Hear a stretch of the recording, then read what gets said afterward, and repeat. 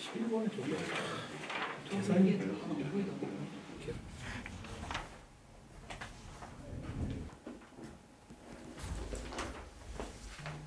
공통과목도 마찬가지로 3점은 좀 다소 쉽게 출제가 됐는데 4점은 그래프 추론이라든가 그다음에 계산 문제가 많이 출제가 돼서 작년 수능보다는 좀 쉬운데 작년 3월 교육청 시험하고 좀 비슷한 것 같습니다. 커트라인이 그렇게 될 것 같습니다.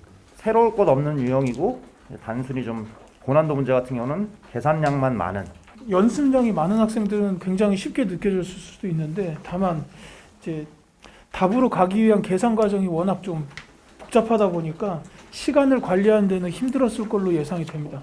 수원이 수투보다는 조금 어렵다는 느낌을 받았고, 그다음 21번 같은 경우도 뭐 계산 쪽에서 좀 애들한테 부담을 주는 식으로 출제가 된 것 같아요. 미적분은 이제 2, 3점은 되게 쉽게가 출제가 됐고요.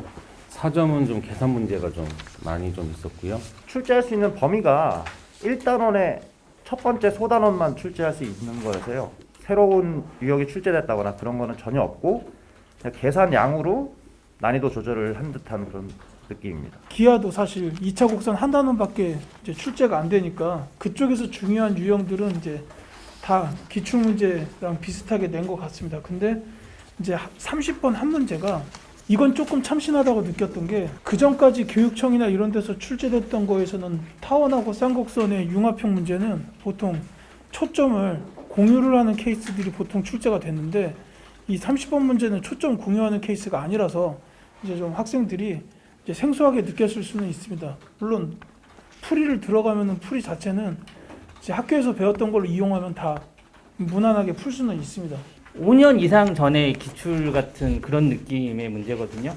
초점이 이제 공통되지 않은, 최근에는 출제가 되지 않았는데 좀 애들이 이제 기출 문제 좀 두꺼운 기출 문제를 푼 애들은 충분히 이제 봤을 법한 문제. 확률과 통계 쪽은 전반적으로 3점짜리들 좀 쉽게 낸 경향이 있는데 28번에 함정을 좀 넣었고요. 그리고 30번에서 계산 좀 그 경우를 나누는 게 좀 많아져서 아무래도 학생들한테는 28번, 30번이 좀 어렵게 다가가지 않았나. 모의고사 보느라 다들 고생하셨습니다.